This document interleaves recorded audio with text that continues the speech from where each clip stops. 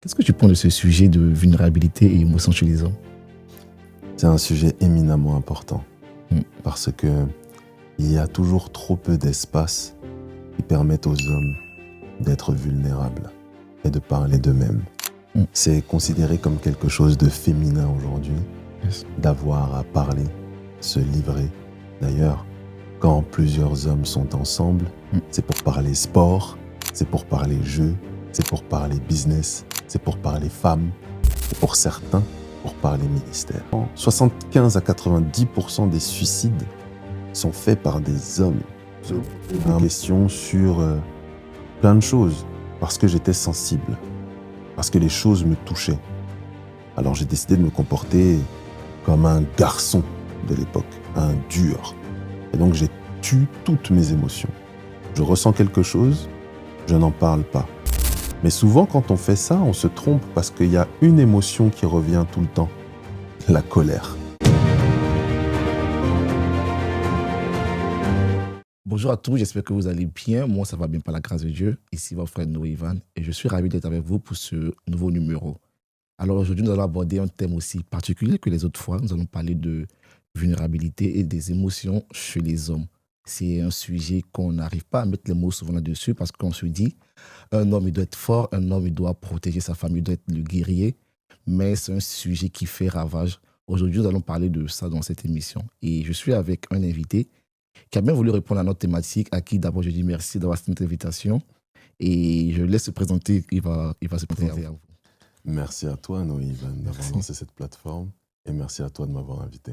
C'est un grand plaisir. Moi, c'est Guy Nchot, votre frère, directeur de l'école de commerce Code Business School, dirigeant de l'association Je représente et cofondateur du cabinet de conseil en ingénierie de stratégie de financement de croissance Code Skill. Wow. Notre invité a vraiment un palmarès. Je pense qu'on sera vraiment béni tout au long de cette émission. Je rends vraiment grâce à Dieu pour t'avoir, Guy. Et je te dis merci d'avoir cette invitation. Vraiment, c'est vraiment Merci. une grâce de t'avoir. Et qu'est-ce que tu Merci à penses de toi. ce sujet de vulnérabilité et émotion chez les hommes? C'est un sujet éminemment important Mm. parce que il y a toujours trop peu d'espace qui permettent aux hommes d'être vulnérables et de parler d'eux-mêmes. Mm. C'est considéré comme quelque chose de féminin aujourd'hui Yes. d'avoir à parler, se livrer. D'ailleurs, quand plusieurs hommes sont ensemble, c'est pour parler sport, c'est pour parler jeu, c'est pour parler business, c'est pour parler femmes, et pour certains, pour parler ministère. Mais c'est jamais pour parler du quotidien, de ses émotions, de ce qu'on ressent. Ce monde est abstrait pour l'homme parce qu'il n'est pas palpable, il n'est pas concret. Yes. Et donc l'homme a du mal à parler de ses émotions, d'autant plus qu'on ne le lui a pas appris. Yes. Les femmes et les hommes, les parents qui ont éduqué les hommes, n'ont pas appris à leurs enfants à faire preuve de bienveillance, à faire preuve d'empathie, à être capable d'exprimer ce qu'on ressent. L'homme est toujours cloîtré dans sa tanière, reclus dans un silence, sans jamais exprimer ce qu'il ressent, mais avec cette posture forte, torse bombé, sans indiquer ce qu'il ressent, que ce soit de la fierté ou que ce soit au contraire de la dépression, de la déprime. Yes. On ne sait pas. Et aujourd'hui, on assiste à une nouvelle génération qui est en quête de sens sur ses émotions. Tu fais partie de cette nouvelle génération et poser la question de « Ok, quelles sont nos émotions, quelles sont nos blessures et quelles sont notre vulnérabilité ?» C'est très important. Donc bravo pour ce thème. Merci. Franchement, j'espère que ça va bénir d'autres hommes comme moi. Et pour toi, comment tu définis la vulnérabilité? Comment tu définis ça? Comme une force insoupçonnée et illimitée. Wow. En 3 mots précis. Franchement, merci pour cette définition. Et tu penses que la société actuelle dans laquelle nous sommes joue un rôle important sur la vie des hommes en particulier? Oui, en fonction du cercle géographique, du type de société, du type d'entourage, d'environnement dans lequel l'homme est, il va être plus ou moins enclin à partager ses émotions. Il y a aujourd'hui une espèce de tabou qui ne dit son nom dans notre société occidentale et pour certains qui ont une culture africaine, à ne jamais faire part de ses émotions, à être très pudique sur ce sujet. Et à être très pudique à la fois lorsqu'on traverse des moments de faiblesse extrême, de fragilité, mais aussi à être très pudique lorsqu'on traverse des moments de joie, de gloire, de liesse, qu'on essaye de circonscrire pour ne pas en faire trop, parce on craindrait le regard des gens Mm. qui nous diraient ah attention, tu te la racontes, ah attention, tu es faible. Non, il n'y a aucun mal à être joyeux, heureux parce qu'on a Yes, réussi quelque chose yes, et à se dire je suis le meilleur, je yes. suis grande, je suis grand, je suis belle, je suis beau, je suis Mm. forte, je suis fort. Il n'y a pas de tabou à ça, au Yes, contraire, yes. puisque la parole le dit. Tu es vaillant héros, tu Mm, es mm, mm. grande, tu es forte, tu es fort, tu es beau. La parole le dit. Et si on ne se le dit pas à nous-mêmes, on risque de s'effriter et Mm. d'être fragile. Et lorsqu'on passe des moments de détresse, de difficulté, de fragilité, Yes. il faut aussi être capable de mettre des mots clairs dessus. Mm, mm, mm, mm. Vraiment très, très, très enrichissant ce que tu dis. Mais pour toi, tu penses à quel moment on doit vraiment assumer nos émotions? Parce qu'il y a des personnes qui sont sensibles, il y a des personnes qui sont vraiment pas, qui n'ont pas cette sensibilité-là. Mais à quel moment assumer pleinement ces émotions et les transmettre? À tous les moments, Mm. parce que lorsqu'on tait une émotion, on nourrit une rancœur Mm. ou on nourrit un mal-être. Lorsque tu as une émotion joyeuse et que tu la mutes, Yes. tu t'empêches de te célébrer. Mm, mm. Quand on fait ça, on empêche d'avoir accès à la joie des autres, Yes. à sa propre joie, à la partager. Donc au final, au lieu d'être quelqu'un de communicant, on devient quelqu'un qui ne communique plus. Yes. On se reclue, on s'enferme, on ne partage plus rien. Et lorsqu'on traverse des moments difficiles, ne pas les partager, mais c'est s'exposer à de nombreux dangers. Parmi les premiers, la dépression, Mm. la frustration, la colère.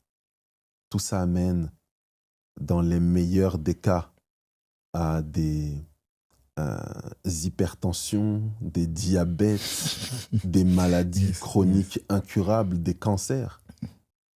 Et dans le pire des cas, des violences, Mm. des agressions verbales, psychologiques, physiques, des mutilations, Mm. des Mm. suicides. 90%, 75 à 90% des suicides sont faits par des hommes Ah oui. qui, à un moment donné, n'en peuvent plus, ne Mm, savent mm. plus sur qui compter, vers qui se pencher, vers qui se tourner, quelle est l'épaule sur laquelle pleurer, à qui irai-je? Yes, yes. Certains ont la foi et donc savent à qui ils peuvent aller, Oui. mais ceux qui l'ont pas ou la perdent, eux, démunis face au poids de la pression, se retrouvent à passer à l'acte d'une manière ou d'une autre. Pourquoi? Parce que dans un monde hyper connecté où on est tous entourés, Mm. au final, on se sent seul. Et dans cette solitude, sans rien ni personne pour nous encourager, nous motiver, nous pousser, nous cajoler, nous consoler, le pire peut arriver. Franchement, si à ton temps, tu te connais vraiment sur le sujet, mais on va vraiment parler concrètement. Toi, personnellement, à quel moment tu as pris conscience de tes émotions, de ta vulnérabilité, et à quel moment tu as décidé de t'assumer, et qu'est-ce que ça a changé en toi? Quand j'ai arrêté d'écouter les moqueries, Ouais. j'ai traversé plusieurs épreuves. Quand j'étais plus jeune, j'ai toujours été plus sensible que les autres. Aujourd'hui, on qualifie les gens comme moi d'hypersensibles. Ouais. Hier, à mon époque, il n'y avait pas de mots pour le décrire. On me voyait comme quelqu'un de sensible, capable de pleurer pour rien, alors que j'ai le physique de quelqu'un qui ne pleure pas. Mais on se posait des questions sur plein de choses, parce que j'étais sensible, parce que les choses me touchaient. Alors j'ai décidé de me comporter comme un garçon de l'époque, un dur. Et donc j'ai tué toutes mes émotions. Je ressens quelque chose, je n'en parle pas. Mais souvent, quand on fait ça, on se trompe parce qu'il y a une émotion qui revient tout le temps, la colère. Ah oui, oui, ça c'est vrai. Quelqu'un qui veut jouer les stoïques, qui serait atteint par rien, les insensibles, n'a que la colère et la frustration au fond. Lorsque j'ai compris que je commençais à être aigri, et lorsque j'ai traversé d'autres problèmes qui m'ont affligé. Je n'avais pas d'autre choix que d'en parler. Parce que si je ne le faisais pas, je ne serais pas en face de toi. Je serais en train de pourrir 6 pieds sous terre. C'est parler qui libère. Parler à ton Dieu, crier à lui dans tes prières, dans tes supplications, dans tes intercessions. Ne pas hésiter à crier, à tout lâcher. Et ensuite, trouver des collatéraux de confiance. C'est très difficile d'avoir sa paire, son binôme, son quelqu'un à qui parler. Il ne va pas partager à tout va. Pour trouver ce genre de personne, c'est simple. Dans notre entourage, on a toujours quelqu'un qui est prompt à parler des autres. Oui. Lui, il ne faut pas se confier. Lui ou elle, il ne faut pas se confier. Ok. Tu sais que ce que tu vas lui dire, quand tu n'es pas là, il ou elle va le répéter. Mais celle ou celui qui, dans les discussions, même quand c'est des discussions où on parle des autres, est en retrait, ne parle pas. Oui. Il y a quelque chose. Il ou elle est différente. Il ou elle ne se mêle pas à ce genre de conversation. Peut être là parce que on est là. Yes. Mais ne partage pas, ne participe pas à la conversation. Ça, c'est quelqu'un qui a de la hauteur et auprès duquel tu peux te rapprocher. J'ai eu la grâce d'avoir ces personnes-là autour de moi qui, dans des moments d'extrême détresse, d'extrême difficulté, ont été des Ebenezer, ont été de fiers secours et à qui je dois beaucoup aujourd'hui. Yes. Merci vraiment pour ce partage. On sent quand même la simplicité dans ce que tu dis, aussi beaucoup d'humilité, parce que tu ne te dis pas si je sais que tu as assumé, mais il y a eu des personnes qui m'ont aidé. Il y a des personnes avec qui j'ai échangé, qui m'ont vraiment appris comment faire aujourd'hui. Face à cette jeunesse, comment vraiment, à un certain âge, je me suis dit, bon, je me pose et je pense à l'avenir, je pense à mes relations, mais comment faire un tri, au-delà de ce que tu viens de dire, dans ces relations, même dans sa famille, parce qu'aujourd'hui, dans la famille aussi, on nous dit, sois fort, sois un homme dur, sois un homme qui ne plaît pas, n'assume pas tes sentiments. Mais comment vraiment faire face à ses amis, là aussi, aux parents. Nos amis, nos familles, nos parents, avec tout l'amour et le respect qu'on leur doit, ne sont pas parfaits.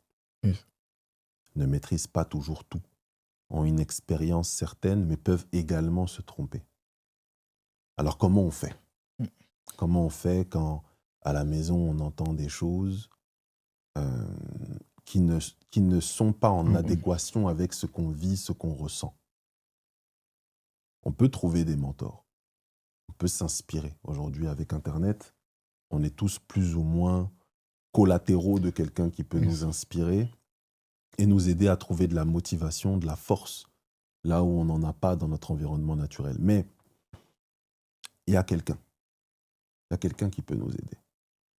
Il y a un modèle parfait qui peut nous aider et qui peut nous faire comprendre comment traverser, comment parler de ces émotions.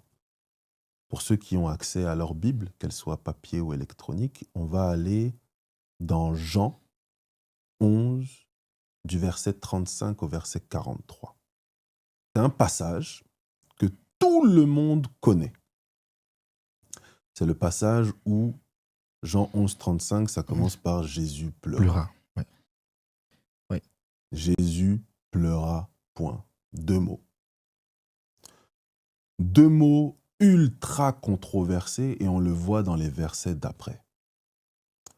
Jésus pleura, ça a suscité une vague d'émotion et d'indignation auprès de la foule qui l'a vu pleurer. Et comment ce monsieur il pleure ? Or, tantôt les uns disent dans le verset 37, il me semble, que waouh, regardez combien il aimait Lazare. Tantôt les autres commencent à polémiquer. Mais s'il l'aimait autant, lui qui a guéri des aveugles, comment il n'a pas pu vaincre la mort et empêcher que son ami meure ?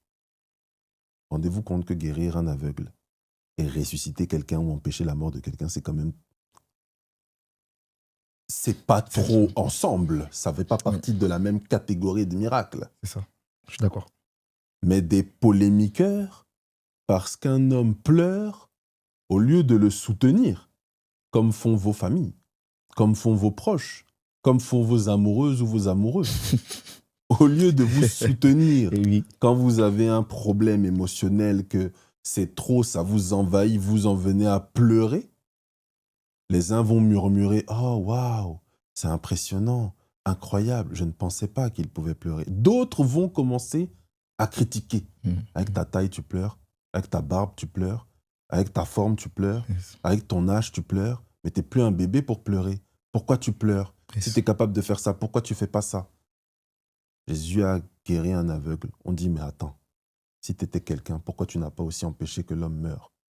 Rien à voir. Mais ça a été dit. Donc parce que ça a été dit, ça nous enseigne. Vous allez être moqués. Quand on pleure et qu'on fait preuve de sentimentalisme, quand on fait preuve de vulnérabilité, on va être moqué, on va être raillé. C'est arrivé à Jésus, ça va nous arriver. Mais gloire soit rendue à Dieu. Alléluia. Puisque après avoir été moqué, après avoir été raillé, après que certains aient murmuré, au verset 42, 41, il rend grâce. Au verset 42, il sait que lui, il va être exaucé quoi qu'il en soit. Il a juste dit que je rends grâce parce que les gens sont là. Au verset 43, Lazare sort. Après tes larmes, après ta vulnérabilité, après avoir accepté que c'était dur, que ça te fait mal, que c'est compliqué, que tu as touché le fond, tu n'as plus qu'une seule et unique possibilité. Rendre grâce et monter. Wow. Après avoir pleuré, parce que ça fait du bien, parce que ça libère des endorphines, des toxines qui s'en vont, tu libères quelque chose qui n'a pas à rester dans ton corps. La paix qui surpasse toute intelligence maintenant t'envahit pour réfléchir et trouver une solution au problème qui t'a fait pleurer. C'est pourquoi faire preuve de vulnérabilité, c'est une force insoupçonnée parce qu'on ne s'en rend pas compte, c'est antinomique. Je pleure, c'est que je suis faible. C'est que je suis faible. Mais Dieu dit aussi que c'est quand tu es faible que tu es fort. Ouais. Donc, c'est une force insoupçonnée et illimitée parce que dans ta vulnérabilité, tu vas te retrouver juste après à avoir les ressources qui te manquaient pour aller de l'avant. Soyons vulnérables. Soyons vulnérables, franchement. Et mais en prenant ce verset, j'imagine en fait la réaction après des personnes qui ont critiqué Jésus. Ils se disaient, mais en fait, comment tu aimais Lazare est là? Mais je me dis, comment nous, nos amis réagissent de façon qu'on assume en fait notre identité. En fait, c'est une force en fait de fou, comme tu as dit, parce que là, ils voient la grandeur encore de Jésus et tout, et nos amis encore voient la grandeur. Et je me dis en fait que assumer en fait, ça montre en fait la richesse que l'on a en fait en nous, et ça change la perspective des personnes qui avaient de nous. Totalement. Et là, je vais ouvrir une parenthèse, je vais parler des relations. Une compagne, ou bien un compagnon qui te dit par exemple, tu devais faire ceci, tu n'as pas fait là. Comment réagir face à ça? Ou tu es costaud, mais tu pleures comme un bébé. Comment réagir face à cette personne-là? Continuer ou vraiment pas mettre une croix? Je ne dirais pas mettre une croix, mais comment réagir envers cette personne? Il y a deux choses. Ouais. Jésus est décrit comme quelqu'un de très calme, de très pédagogue. Normal. Il est Dieu fait chair. Yes. Être entouré de nous, ça ne devait pas être simple. Parce que lui, dans son cerveau de Dieu, comprendre nos petites choses d'humain, ça ne devait pas être simple. Et chaque fois qu'on faisait quelque chose qui légitimement lui donnerait le droit de nous effacer, il tentait de nous apprendre, de nous faire monter d'un cran, d'élever le niveau. Face à un époux, une épouse qui se moque de toi, tu as deux choix. Toi, devenir meilleur et plus pédagogue pour lui inculquer, lui apprendre ta sensibilité, lui apprendre à voir le monde comme tu le vois, lui apprendre à gagner en maturité. Soit c'est trop compliqué, soit tu es en échec total là-dessus et tu t'en vas. Quand on est marié, c'est un peu plus compliqué. Oui, c'est ça. Il faut fléchir le genou, il faut prier, il faut jeûner, il faut crier à Dieu, il faut tenter de discuter, de communiquer, de trouver des personnes qui peuvent vous aider à vous comprendre et à entendre la réalité de l'un et la réalité de l'autre. Donc c'est plus compliqué. Dans une période de fiançailles, il faut se battre. Oui. Il faut se battre pour qu'on se comprenne, pour qu'on s'ajuste, pour qu'on fasse une seule chair. Et ça dépend de notre patience, de notre volonté, comme le dit 1 Corinthiens 13, à tout supporter et à avancer avec la personne qu'on a choisie pour évoluer avec elle. Certains disent, il ne faut pas faire changer les gens. Oui. Pourtant, la première chose que Jésus fait, malgré le fait qu'il t'aime, Et ça, c'est vrai. c'est la première chose qu'il Mm. fait. Mm. La toute première chose qu'il fait.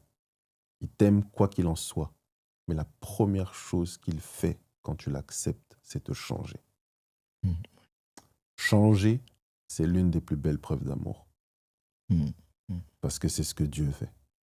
Yes. Quand Dieu nous prend, il nous prend comme on est pour aller à l'état supérieur. S'il ne nous aimait pas, il nous laisserait Oui, c'est vrai. comme on est. Mm. Mais parce qu'il nous aime et qu'il sait que comme on est, ce n'est pas suffisant, on monte d'un cran. Merci vraiment, Guy.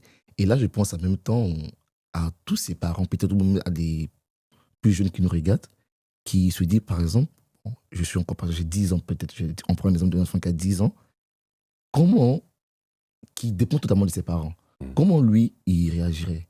Comment lui, il fera pour vraiment avoir des personnes de destinée, avoir des conseillers, avoir des mentors? Comment on fait face à cela? Je pense que là, on parle plus aux parents, on s'adresse plus aux parents de comment gérer les enfants à assumer plus les émotions. Je ne saurais pas comment dire à un enfant de 10 Des 10 ans ans, oui. comment gagner en estime et gagner en confiance, si ce n'est en lui répétant Oui. qu'il est force, qu'il est courage, qu'il ou elle est bonté, qu'il ou elle est bienveillant, qu'il ou elle est réussite. Mais je peux le dire à travers cette caméra, et ça n'aura pris que 10 secondes. Oui. Il faut maintenant que les parents, on mette effectivement dans la tête de nos enfants et dans leur cœur des paroles valorisantes, bienveillantes, de vie. Parce que la parole est vivante. Et plus on répète à un enfant, tu es bête, pourquoi tu pleures? Tu n'es pas un bébé, tu n'es pas ci, tu n'es pas ça, tu es ci, tu es ça. Bon. C'est comme ça que la plupart des personnes d'origine africaine ont grandi. Oui, ça c'est vrai. Ça a causé beaucoup de ravages. Il y a beaucoup de familles où il y a des rancœurs, des non-dits, des haines, des rancunes. Parce que en 1997, ou pour les plus anciens, en 1992, tu as dit ça et ça sur moi et j'ai jamais digéré, j'ai jamais oublié. Ça m'a construit. J'ai été d'homme en homme, de femme en femme. Je me suis laissé écraser au lycée, au collège. En primaire, j'ai vécu l'enfer. Parce que papa ou maman, dans son absence ou dans sa présence, a dit ou fait quelque chose qui me traumatise encore aujourd'hui à plus de 30 ans. Il faut qu'on fasse attention à nos mots. Il faut qu'on fasse attention à nos mots, à la manière dont on se reprend, à la manière dont on s'encourage et dont on se motive, parce que parfois ça condamne des destinées. Et donc à tous les parents qui nous regardent, oui, un enfant de 10 ans n'a pas les moyens de se construire lui-même, sauf béni d'une grâce incroyable par Dieu. C'est pas ce qu'on a l'habitude de voir. Alors c'est à nous, parents, à nous, grands frères, à nous, oncles et tantes, de nous assurer que nos enfants n'entendent que des paroles valorisantes. Pas pour en faire des enfants gâtés ou des enfants droits, mais pour en faire des conquérants. Pour en faire des gens qui vont aller plus loin que nous dans la vie. Pour en faire des gens qui nous dépasseront, parce que nous ne sommes que des passeurs de relais. On a le témoin en main, on court notre course, mais on doit passer le relais à quelqu'un. Et pour passer le relais à quelqu'un, il doit être en capacité de courir à minima aussi vite que nous, pour ne pas que notre course ralentisse. Pour ça, il faut qu'on muscle le jeu de nos enfants. Et muscler nos enfants, ce n'est pas les castrer intellectuellement, spirituellement et physiquement. c'est les accompagner, les pousser, les élever pour qu'ils prennent leur envol comme des aigles. C'est difficile. Je sais que le métier de parent, personne n'est prêt à ça. Mm. Personne n'est éduqué à ça. Personne n'est formé au métier de parent. Il y a autant de politiques parentales que de parents sur Terre. Alors il faut qu'on cherche le meilleur et qu'on donne le meilleur pour nos enfants. Je prie que le Seigneur nous accompagne pour ça. Amen. Amen. Merci Seigneur, vraiment. Et là, j'ai envie de m'adresser un peu aux ados, qu'on s'adresse un peu aux ados, soit aux plus jeunes, Il y a des personnes qui vont se dire aujourd'hui, bon, j'ai pas appris à dire je t'aime. Et là, aujourd'hui, je décide de m'assumer. Je dis je t'aime à mes sœurs et tout. Mm. Mais il y a des limites. À quel moment faire une distinction entre le je t'aime sentimental et un je t'aime juste à ma sœur? Je pense qu'une sœur et un frère savent que quand ils se disent je t'aime, c'est purement fraternel. Mais où tu veux en aujourd'hui, venir dans cette en fait, question? aujourd'hui, il y a des personnes que je dis je t'aime. Pour lui, il a il n'a pas d'arrière-pensée. Par exemple, je t'aime à ma sœur. Bon, je prends l'exemple de moi, j'ai grandi avec que mes sœurs. J'ai des sœurs, j'ai pas de frères. Donc, ça ne me dérange pas de dire, par exemple, je t'aime à une sœur, parce que, enfin, à une fille, pardon, parce que je la vois comme ma sœur. Ok, qui nie Mais à pas quel ta moment, sœur. en fait, Ok. à quel moment ça devient bizarre? Dès le départ, en fait. Oui, je te comprends. Tu es dans ta sensibilité, tu as grandi avec des femmes. Oui. Donc quand tu vas dire je t'aime, il n'y a pas d'arrière-pensée. Aussi. À nouveau, la parole est vie. Oui. Ce qu'on dit a une incidence. C'est comme quand dans une église, on t'appelle petit pasteur, petit pasteur. Et puis au final, les ailes vont pousser. Yes. Tu vas commencer à te voir pasteur. Pasteur. Oui. Alors qu'à l'origine, juste tu pries. Oui. Mais comme quand tu as prié, les gens ont été touchés, tu as employé 2-3 mots que le pasteur emploie, tu les as bien placés. Les gens se sont dit waouh. Wow. Et donc on t'appelle petit pasteur, petit pépé, petit ceci, petit cela. Ouais. Bon. Les paroles sont vivantes. Mm. Elles créent une réalité dans la tête et le cœur de celui ou celle qui les entend. Donc quand on dit je t'aime à quelqu'un, sans rajouter je t'aime fort ou je t'aime bien Oui. ou je t'aime bien ma sœur ou je t'aime fraternellement, la personne est en droit de se dire ce qu'elle a envie de se dire. Et là, tu vas ramer pour rattraper le tir, le coup.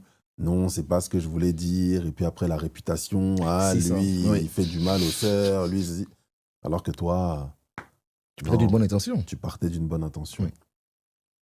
Alors, il faut qu'on fasse attention. Il faut qu'on soit sobre. Et on est tous tombés là-dedans.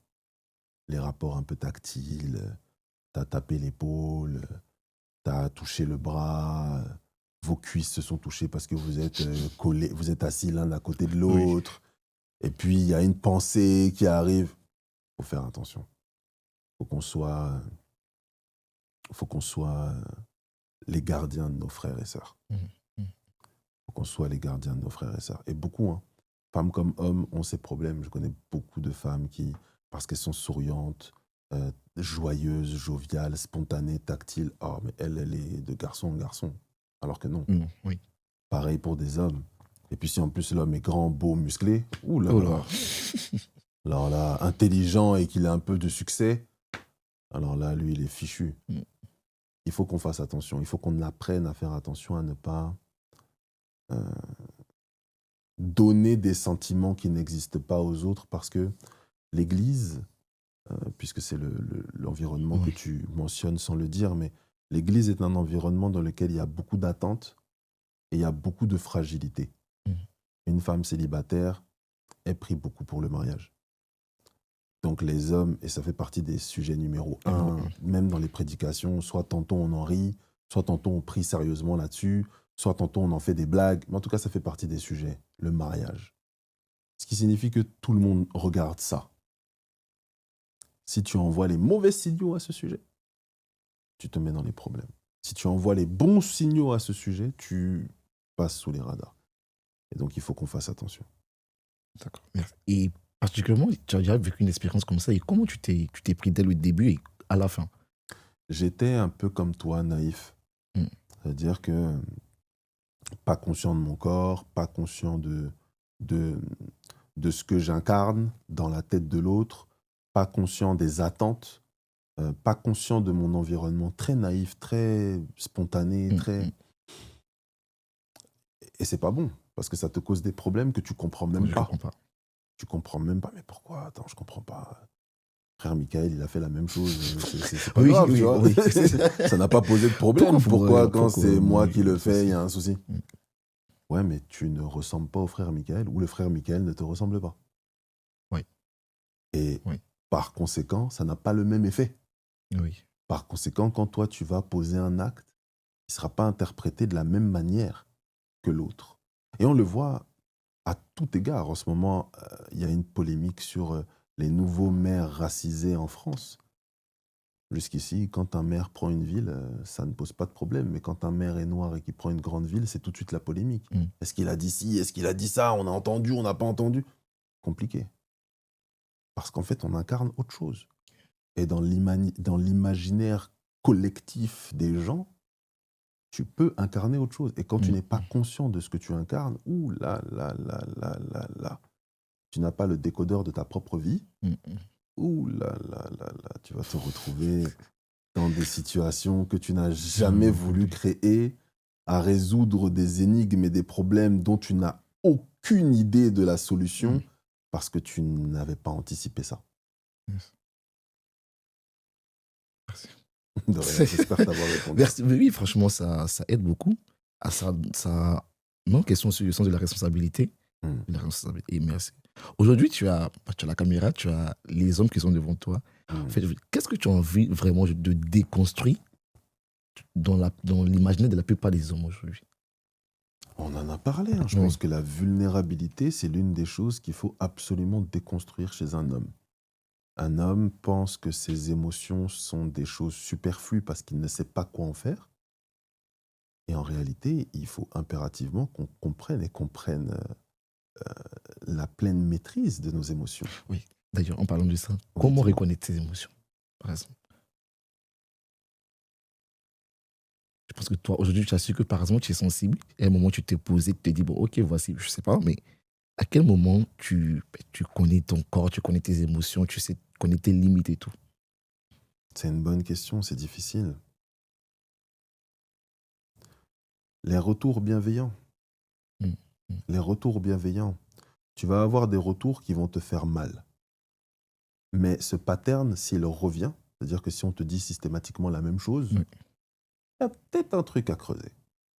Même si on ne te l'a pas dit d'une manière qui te fait plaisir et que tu es complètement contre ça, il y a peut-être quelque chose à creuser.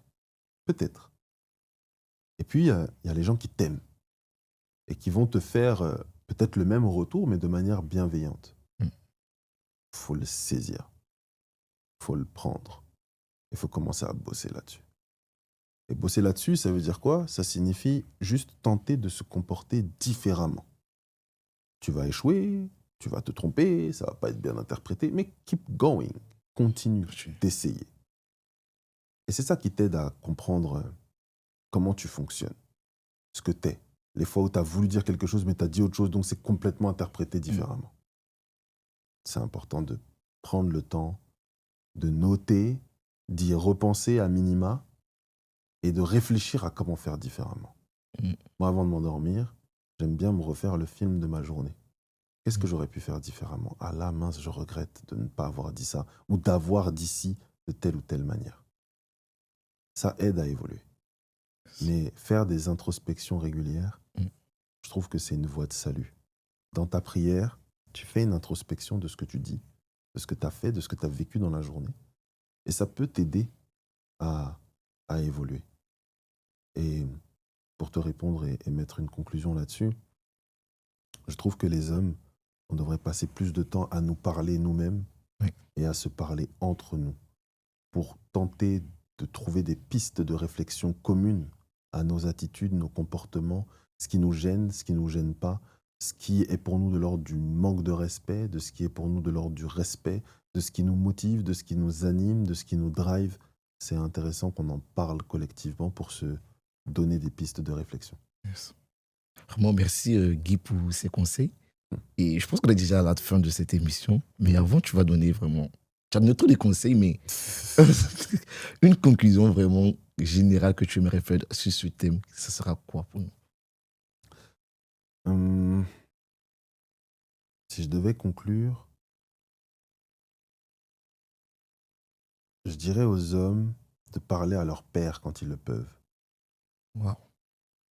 De parler à leur père quand ils le peuvent, ou de parler à un ancien, à un père, pour essayer de comprendre comment ils ont vécu, pour essayer de comprendre comment ils ont réagi, pourquoi ils ont fait tel ou tel choix, sans les incriminer, hein. Juste les questionner pour s'enrichir, apprendre à leur côté. Une espèce d'interview qui consiste à dire « je veux apprendre de toi ». Comment tu agis dans telle situation, comment tu fais ci, comment tu fais ça, pour avoir leur retour. C'est parfois très intéressant.